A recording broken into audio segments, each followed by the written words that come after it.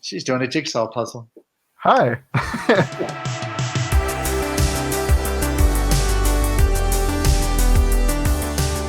Hey, how's it going, everyone? Portable Hey. Trevor here, and today we are here with a very special guest. We've been online friends for a couple years, and this is the first time we've actually FaceTimed or just kind of did a webcam kind of meetup. And please welcome Karson Tager. What's up, man? Hey, self applause. Thank you. Applause. I wish I had an applause button. But dude, you've got a very interesting career. You're a radio DJ in Boston. Can you tell me what that's like? It's pretty wild. I feel like I grabbed the brass ring, really. I didn't get into radio until I was 30. So I had, a full life before that. I was married, divorced, had a couple of kids. I was in the Army. I kind of bounced around at jobs. I installed car stereos. I delivered pizza. I DJ'd at nightclubs. And then I had always had a dream of getting into radio. I was a huge fan of radio growing up. And so when I was in the Army, I stole a trade publication out of the military's radio studio. I had a friend that worked for Armed Forces Radio. And so I snatched this magazine out of the studio. He didn't even notice. And so I just responded to an ad that was in the back of this magazine. I called this guy down in Florida where I grew up. And I was like, hey, I saw your ad and I'm a veteran and I'm coming back to Florida. And, you think, you might have an internship or something. And to be honest with you, the guy was kind of a jerk. He's just like, yeah, we build millions of dollars every year. I don't have time to train interns. But he said there is a local broadcasting school. Maybe you could check them out. And so I did. And that's kind of where my radio career started. I never imagined coming to Boston. To be honest with you, I thought I would be where you are right now in Atlanta. I thought that's where my career would take me. I always kind of looked at Atlanta as one of the best markets in the South. My wife's from Alabama and me growing up in Florida, I just figured that would be a good fit for both of us because it would be close to our family. So coming to Boston was not in the picture. In fact, when I got the call about the interview, I answered the phone. The guy woke me up 7:30 in the morning, and it was this guy with this really deep voice. He was like, Karson, this is J-Bo Jones. I'm calling from Boston. Seeing if you're doing radio in Boston. He talked like that. I'm not kidding you. He's actually a host on the 70s channel on satellite radio. You don't believe me? Listen tomorrow. You'll hear it. But so he was always in radio show voice. Yes. He was that guy. Yeah. I don't have that. He had that. That was his thing. And I was like, oh my gosh, yes. Now, I only knew one station in Boston. Just for some weird reason, I knew that this station called Kiss 108, which is a very popular station, been here for a lot of years also. And I was like, oh my gosh, Kiss 108, I'm a huge fan. It's like, Karson, I don't work for Kiss 108. I work for Mix. And I was like, okay, not a great way to start the interview. Oh, no. But, yeah, that's the way I started my radio career in Boston. That's wild. Yeah, I love being here in Atlanta. It's a great opportunity for film. But what was that shift for you like whenever you moved to Boston? Because I imagine the culture is much different than it is in Florida and just around here in the South. My friend explains it like this really well. He says that, in the South, it's getting to know somebody is like a peach. And on the outside, it's fuzzy. And as you start to bite in, it's really juicy. And then when you try and get to the core, it's like break your tooth. You're never going to get through to the middle. You're never going to get to what somebody's about. Boston's the opposite. Boston's like a coconut. And Boston on the outside is this tough exterior, and it's really hard to break through.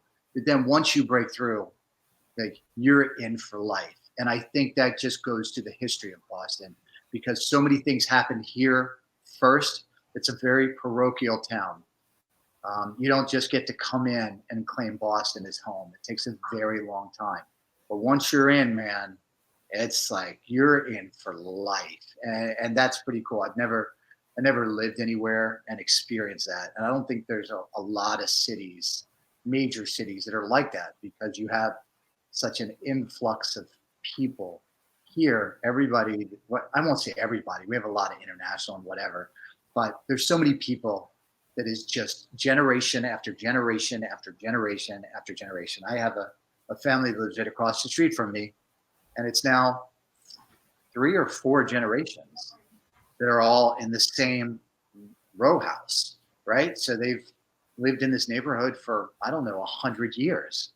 They've seen all of the changes, and Boston is a lot of that. So that's that was tough in the beginning. It was really hard on my wife. It was hard on Kennedy, who's my co-host and like my dear friend. It was really hard on them. Like I was like, well, I'll kind of figure it out hopefully at some point. But for them, it was really, really hard to break through. But if you can do that, if you can make it through that, then it's somewhere that you can, raise a family and just have a lot of fun. That's cool. And you said it takes a long time to, adjust and become a part of Boston. How many years did that take for you, or even months? Yeah. Oh no, it was years.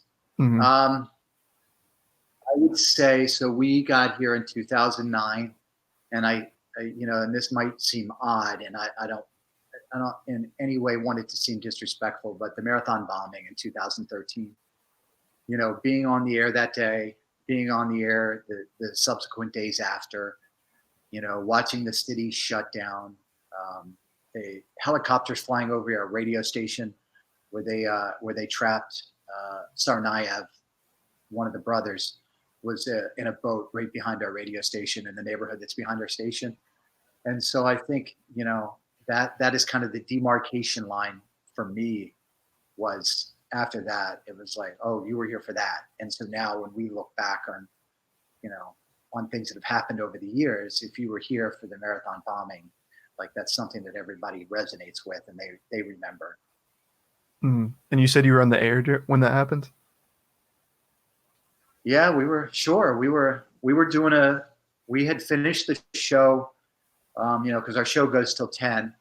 My Hmm. co-host Kennedy was running the race that year. We had lots of friends and family that are running the race, and so the Kennedy had hurt her knee, and I had driven down to right by the race. I was looking for a place to actually park, and she was texting me saying she thought she might drop out because it happened at about, I think it was somewhere around the 4 hour mark of the race when it happened. Hmm. And so Kennedy was thinking about dropping out. My son had been sick. My wife had to take him to the doctor that morning. So she wasn't going to be able to come down. She would normally come down. So I just said, you know what? Kennedy's going to be dropping out. I'm going to check in with one other friend, and then I'm just going to come home. So I actually got home, and when I got home, I got a text from my boss and said something has happened. So we obviously went right back into work mode, and we're right back on the air almost immediately. Man. So what was that time like for you? Because I can't imagine Boston was very normal for a bit after that occasion occurred. What did just normal life and work look like for you? Sure. Well, I think, for me personally, just having so many friends or, coworkers or family that were a part of the event, and maybe they weren't running the race, but they worked at a hospital that had a team. It was, everybody was on edge, much like today. You just didn't know what to do. You didn't know what was safe. You didn't know what was the right response. At one point, they shut down the streets while they were searching for the brothers. And I mean, now you look at the streets and the streets are empty, right? Hmm. But this had never happened. We've never seen anything like this. So to see the entire city of Boston and not a car on the road while the police look for these two, it was obviously it was a surreal moment. And then just thinking about the pride in man, those cops were relentless. You know, they were just incredible. The work that they did to find those two as quickly as they did. And we didn't have the accessibilities of the cameras like we do now. That was all kind of in its infancy. So the resiliency of the city, the heroes that came out of it, the loss. It was it was a tough time for everybody, but the whole Boston Strong thing kind of came of that. That's still to this day. We were out on a bicycle ride yesterday, and people have put up signs, supporting the frontline workers, and somebody had made a Boston Strong sign, and it had like a red cross, it had a mask, it had all these different things representing the frontline workers. So, from 2013 to today, it still obviously resonates with people. Absolutely. So what did you do the next day when you went to work? Like because your show's pretty upbeat and lighthearted, I imagine. So like, what did you guys talk about? Did it feel right to do the show normally? Oh, yeah, no, we absolutely, our show, we're not a straight talk show. We're about 50-50. If you're in Atlanta, the Burt Show is probably very similar to what we do. They talk a lot more than we do. We play a little bit more music, but it's the same tone. So, if there are things going on in the world, we're gonna talk about it. And if it's meant to be serious, then we're gonna be serious about it. And we're gonna lean on some of the people that we know, whether it's the mayor or the chief of police, and just let people kind of share their experience of what they've gone through. So that's always the tone of the show. I mean, it's obviously we can be goofy and have fun and have bits and that kind of thing. But our show has always been and will always be kind of an anomaly in our format. I think a lot of shows that work in the format. So we're in what's called a hot AC format. So it's like pop for adults. And I think a lot of shows that are in this format don't reveal as much as we do. We're brutally honest with everything, and if that's somebody crying on the show because they were running the Boston Marathon and a bomb exploded, like we're going to share that. We're not going to go in the next day and just act like it didn't happen. That's not who we are. Right. And what do you guys talk about on the show exactly for the people listening? And how has your show evolved from whenever it was in its infancy to now? Well, it sucks less now. Worked out all the kinks. I think the thing from when we started to now, at least for me, is the journey that I had in understanding who I am as a person. Mm-hmm. And I had a real struggle with that when I was first starting because I wanted to be Howard Stern, right? I wanted to have the wild cast of crazy people surrounding the show and exotic dancers, just all right. That was, for me, that was like the epitome of success was Howard Stern. And, what I realized was that really wasn't, like, I enjoyed that. I liked his sense of humor, but that wasn't who I was as a person. I was a dad. I'm a veteran. And I'm really not that raunchy either. I enjoyed it from a distance, but to try and do it on the show, I just wasn't willing to commit. And so that took a long time for me to figure out kind of who I was as a person. And then once that journey started to happen and I better understood who I was, then it started to become better for the show. And I think that's true for all of us on the show. For Kennedy, although Kennedy has been she probably was maybe better at understanding who she was at a younger age. It just took me a long time to get there. She was probably a lot younger when she figured it out. But I wasn't. So that was probably the biggest mistake I made when I was younger. And that's why I think the show has evolved. But it's still, it's like the stupid stuff and the personal stuff that just cuts through. Like everybody talks about Kim Kardashian, right? Everybody does. But nobody can go on our show or on their show tomorrow and talk about how I bribed my son $30 of V-Bucks on Fortnite to let me cut his hair, right? Because I did. What was the bribe? Just V-Bucks? What was the what? You said the bribe was V-Bucks in Fortnite? Yeah, I bribed him $30 worth of V-Bucks if he would let me cut his hair last week. Wow. Do you know what he bought in the game? With the V-Bucks? Yeah, he bought skins. That's amazing. Right. So do you do that with him often to get things? that was the first, but I really wanted to cut his hair. Was it just getting super long? Yeah, it's getting out of control, and I still haven't cut it yet. And he got the $30. He's been avoiding me. Oh man, you should get him right after this interview. I know, right? I should bring him in here right now.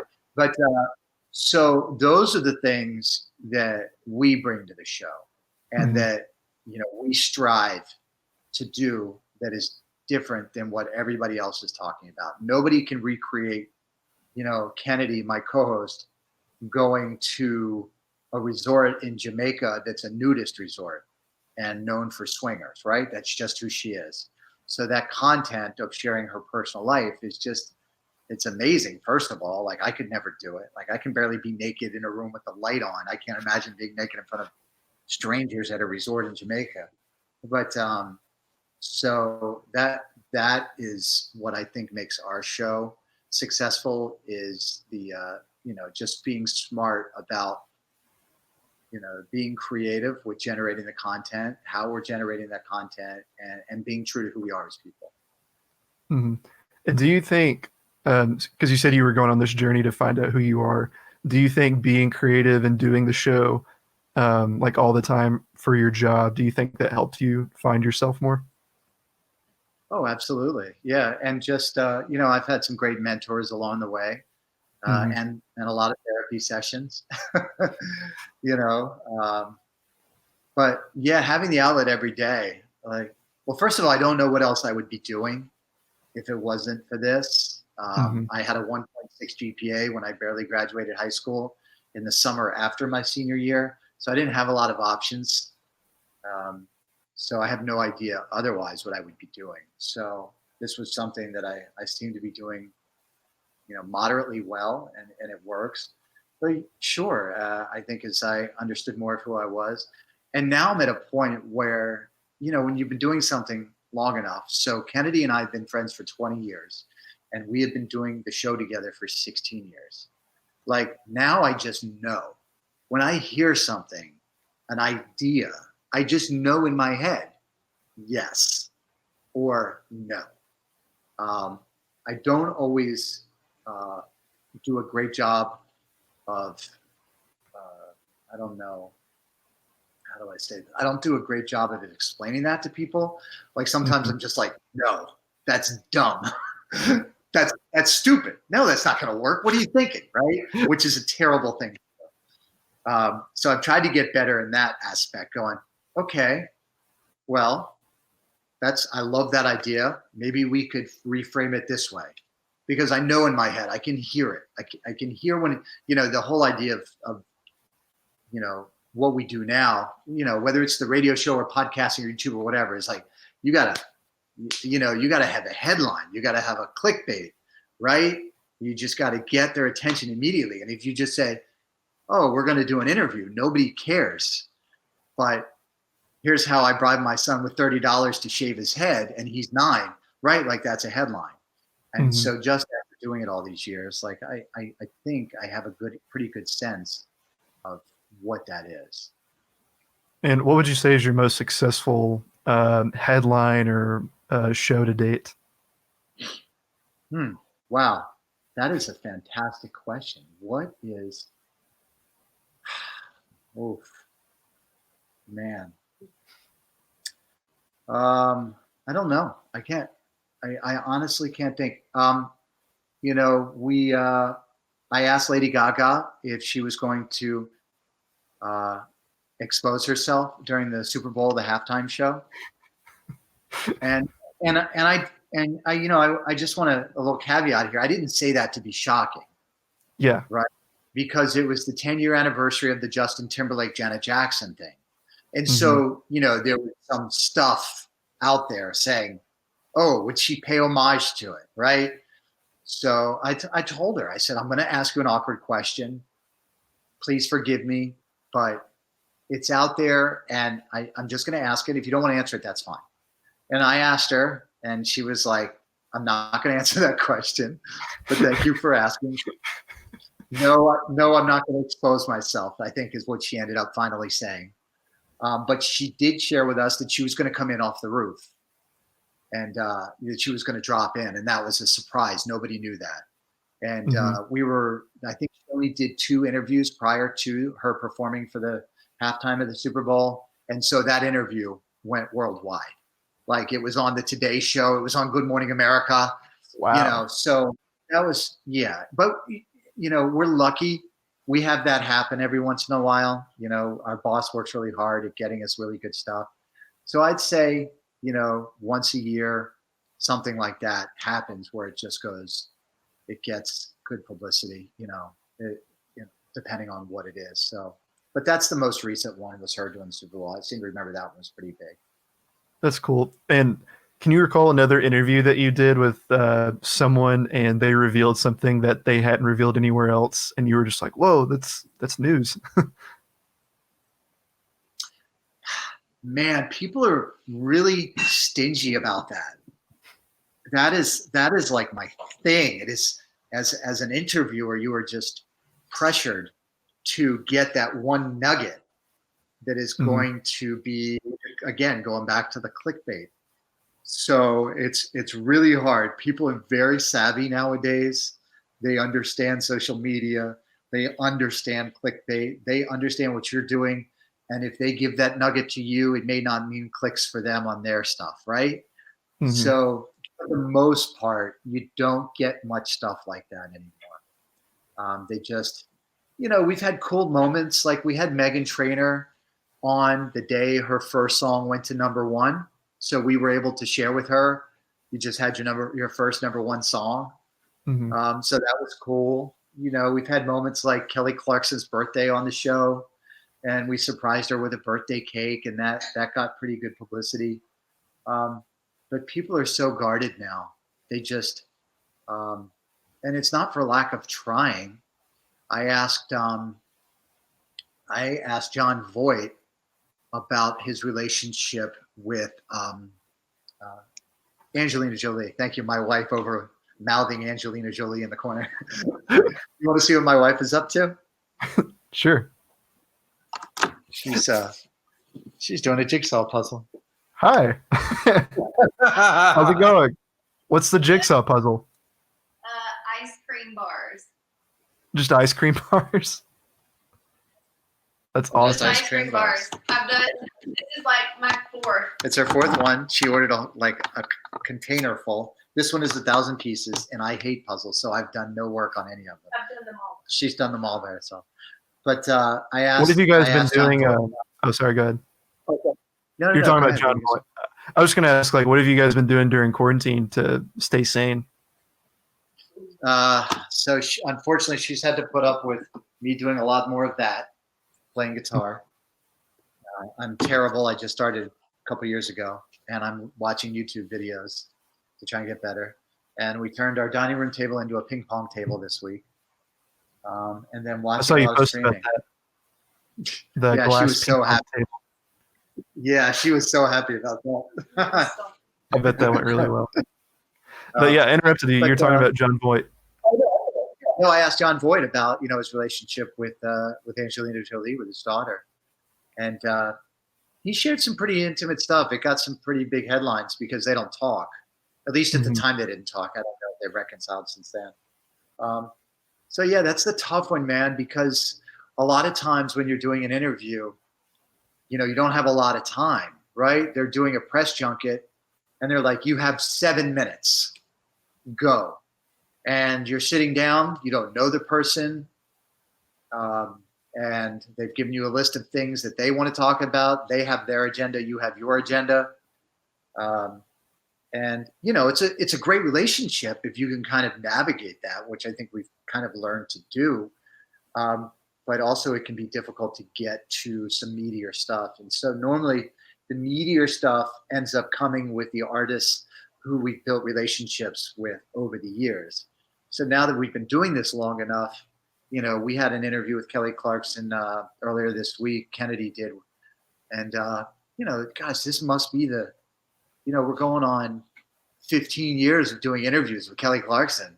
Like, Kelly's career and our career have kind of been the same flight pattern, although hers financially is way up here at 30,000 feet.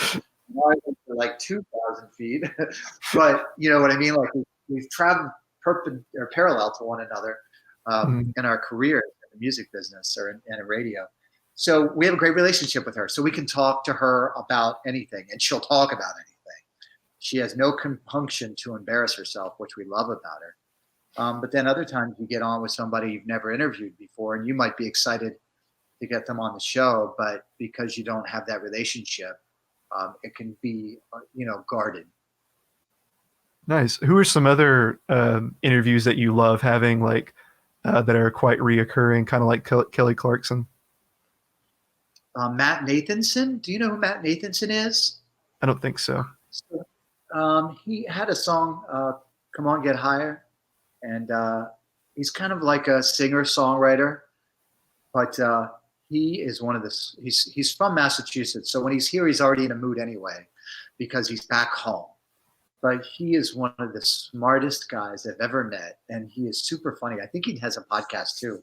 I can't remember who he hosted with, but the guy is a rock star, and he's a singer-songwriter, but he loves heavy metal, and so that's kind of funny, the juxtaposition of that. So he's always really good when he comes in studio.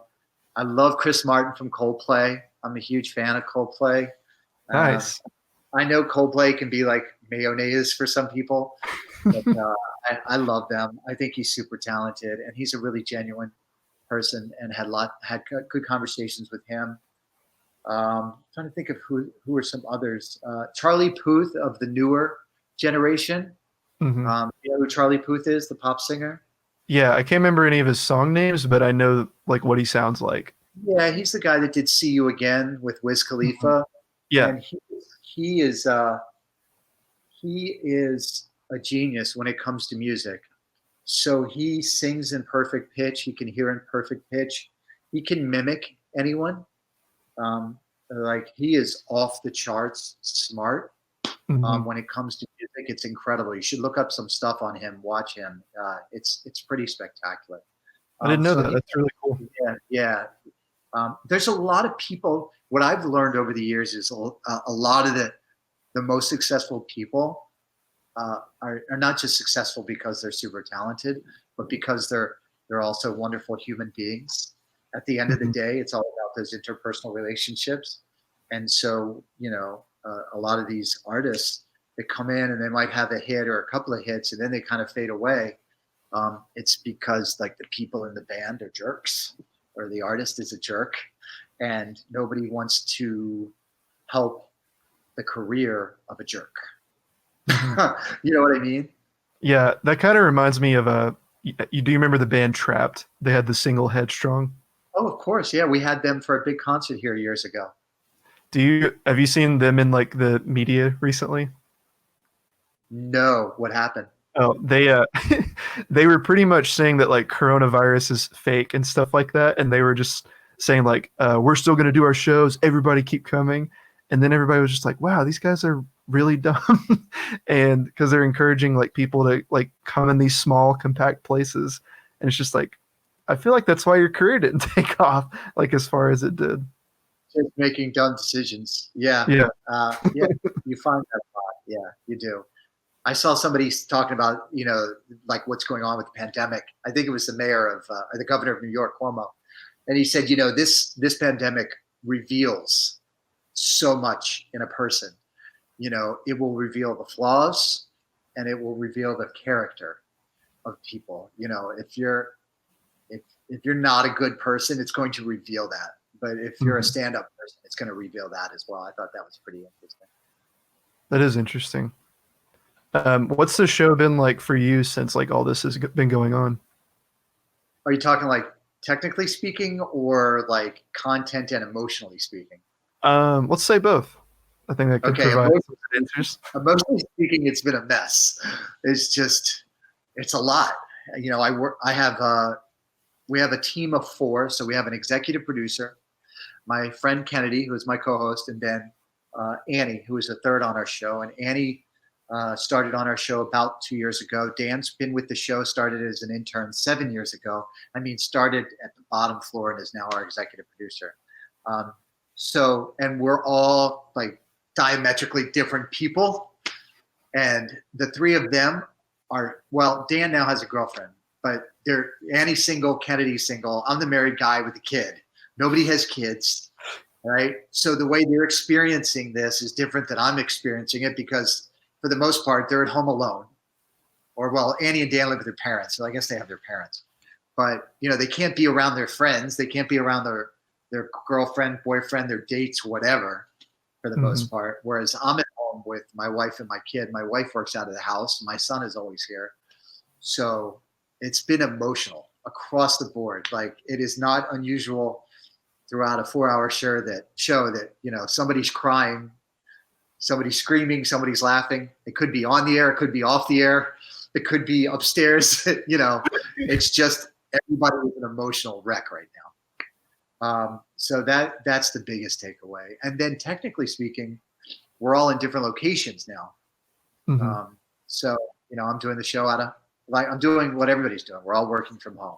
So Kennedy and Annie are doing the show down where they live. I'm here.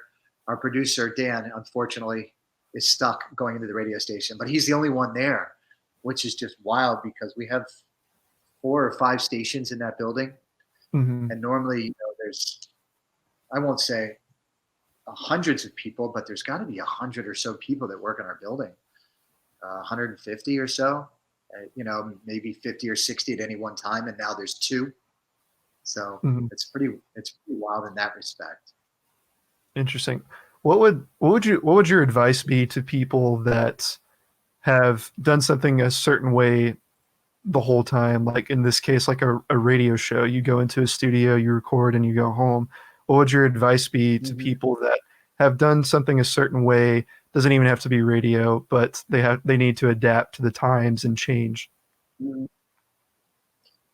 Yeah, I was just telling my crew this morning off the air, the thing that sold out the quickest on Amazon was podcast microphones, because everybody now is home and they want to have a podcast. And obviously that's a shift in my industry.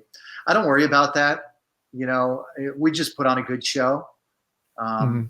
Somebody will figure out a way to monetize it, and they'll put it wherever they want to put it. If it's on a broadcast signal in the old terrestrial radio kind of way, or if it's on a satellite, or if it's in a podcast or YouTube or, Instagram or Facebook, like, we're everywhere. Our show is everywhere. You can access our show through an app, through a podcast. We'll figure that out. We just have to make sure that the content, right? The content cuts through. It has to be entertaining. So as long as we are continually innovating for content, that other stuff I don't worry about it. I mean, I had so many people to me say, 15 years ago, oh my gosh, satellite radio was gonna end your show. And I'm like, that's not gonna end my show. If anything, I'm gonna get better, and maybe I'll end up on satellite radio. And then, the streaming came, and everybody said, oh, well, the streaming's gonna end your show. No, they put my show on streaming. Oh, podcasts are gonna kill your show. No, my show's a podcast now. Like, you know what I mean? We're just doing content. So could we do it ourselves? Absolutely. Could we get rid of the model of being at the radio station and, building something like you're building? Sure. It's a lot of work, right? To do that. Like, we got lucky. We got into an ecosystem that was already built. So I feel like we kind of have a jump start. Ask anybody with a successful podcast, and it can take a long time to monetize that. Our company's already figured that out, and they're going to, believe me, if I get clicks, they're going to find a way to sell it. So I'm glad I don't have to worry about that. I don't own it. Say like this, you own your thing, and that's awesome. And, that's fantastic and good for you. I come from a family of entrepreneurs, and my wife's an entrepreneur. So I have so much respect for that. But that's not where our show is right now. And like I said, I don't worry about that too much. We just try and innovate. And if we can innovate and have great content and have good, funny people are going to find us. That to me is the biggest thing. That's awesome. Yeah, I started this, like, I could have done this anytime, but the fact that so many people are home and, to backtrack a little bit, I've always wanted to do a show like this, like have people on, or interview people, but it was just such a hassle to have everyone meet because I wanted to have like cameras and mics and everything and have people meet at a certain time. This takes out that middleman. Like I can interview people like you all the way from Boston, and like this is I think this is an awesome medium, and it's cool that you guys are not afraid to venture out into those things like podcasts and stuff like that, because I imagine a lot of radio people are like very against podcasts. Or did you experience that on the rise of podcasts, people being like, no, I'm staying here? Yeah, I was ahead of it. As soon as podcasting became available, I'm like, we're putting a podcast up. And Kennedy was like, why? And I'm like, who cares why? If nothing becomes of it, nothing becomes of it. But if we miss it, we miss it, right? And then you got to try and catch up to everybody. And I know people, like we're in the process of adding. We want to put video in our studio, to have video just for the entire show. We just get we video a lot, but now we just kind of pick and choose, kind of a la carte stuff. But I just want it in there all the time because all the content, anytime we put up a video, we just get thousands of views and clicks, and it just adds to the experience, right? And somebody that I know that works in business, like, oh, you don't want cameras in the studio. And I'm like, it's like, that's thinking like in 1995, right? Look around, the stars of TV today are on YouTube. Like, I was talking to you right before we started this Goon Squad thing that I watch on YouTube. They get on average 2 million views on their videos that they post every couple of days. I'm going to tell you, Kelly Clarkson's TV show that just got renewed. I mean, they just announced the renewal of her show within this, past couple of months. She gets about 2 million people watches her show every day. And that's Kelly Clarkson on network, right? So the fact that a couple of, guys in Chattanooga can throw up a car video and get 2 million views is impressive.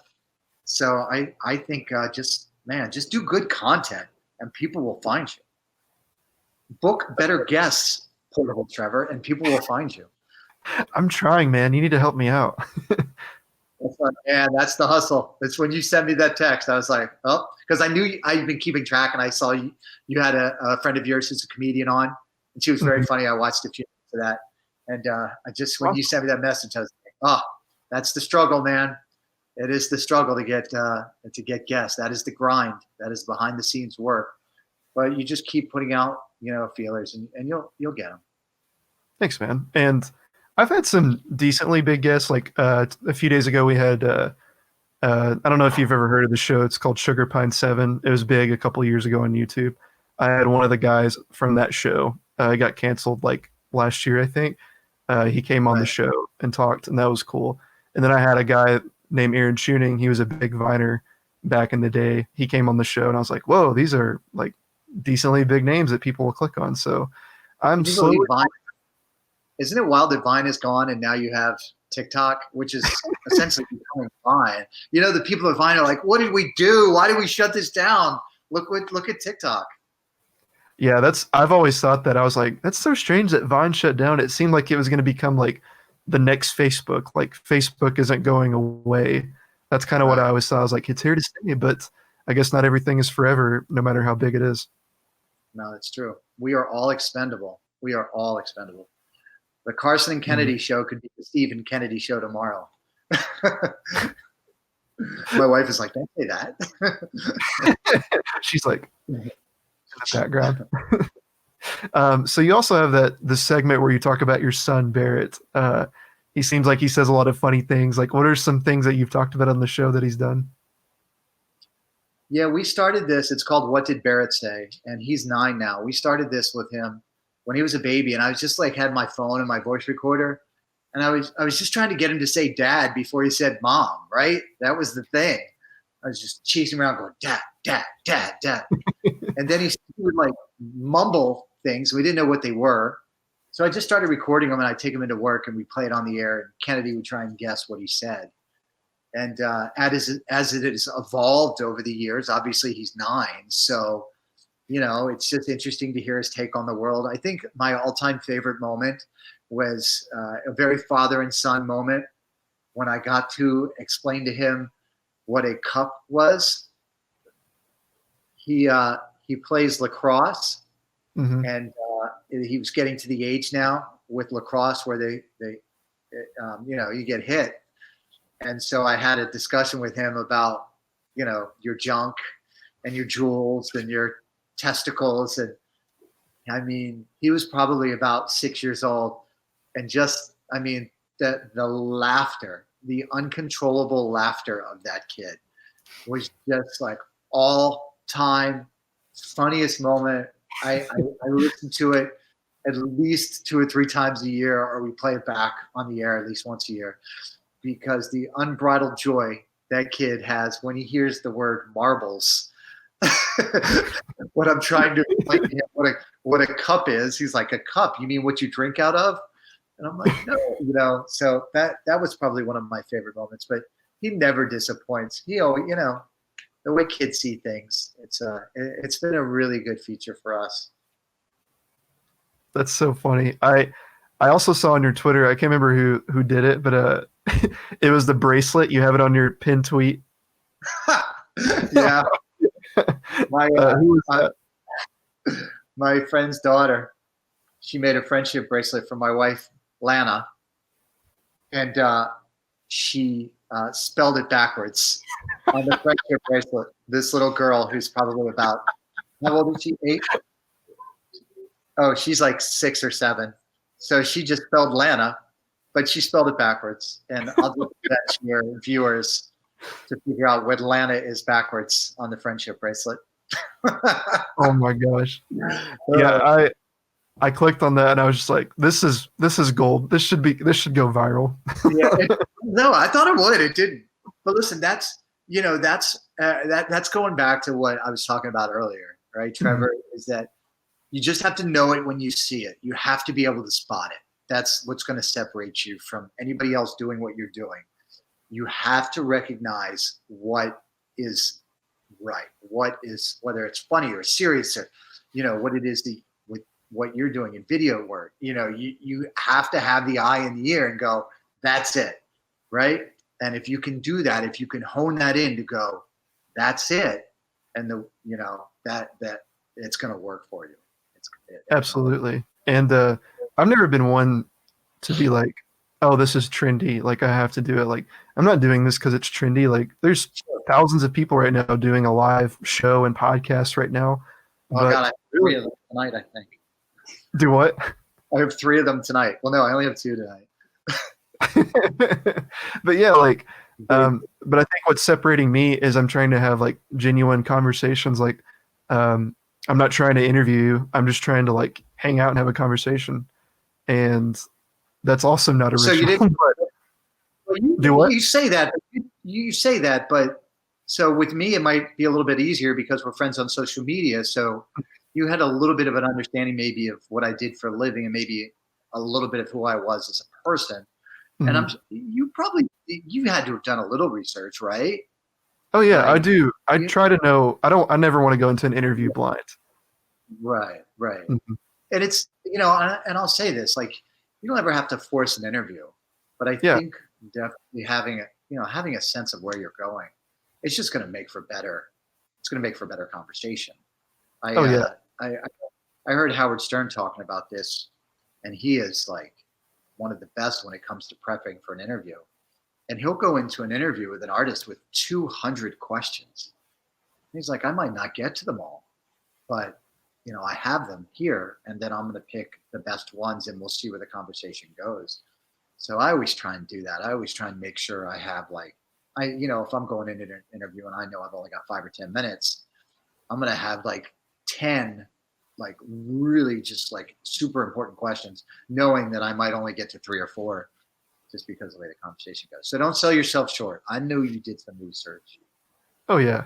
What would your advice be on, because one of my biggest fears is people giving me short answers. Like, all my guests have been wonderful so far. Like, whenever I ask like a question, they're really good about opening up. They don't give me short answers. But have you ever had a guest just give you a really short answer and you had to like really stretch out the interview and like think of more questions on the spot?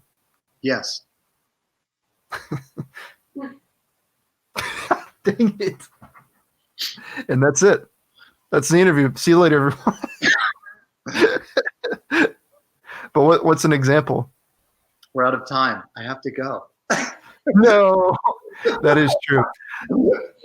I just realized that. But Karson, thank you so much for being on, man. I know you got to go, but it was really good talking to you, man. Hey, it was awesome. I loved it. You did a fantastic job. You, considering you haven't been doing this very long, you have a gift. Keep at it. Thanks, man. Definitely want to have you on again if you're available.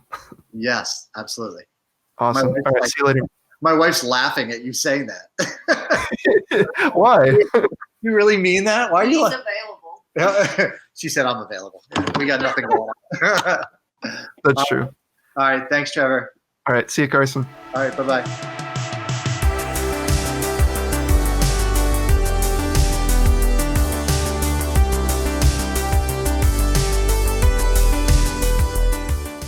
Have you ever had a guest just give you a really short answer and you had to like really stretch out the interview and like think of more questions on the spot? Yes. Dang it.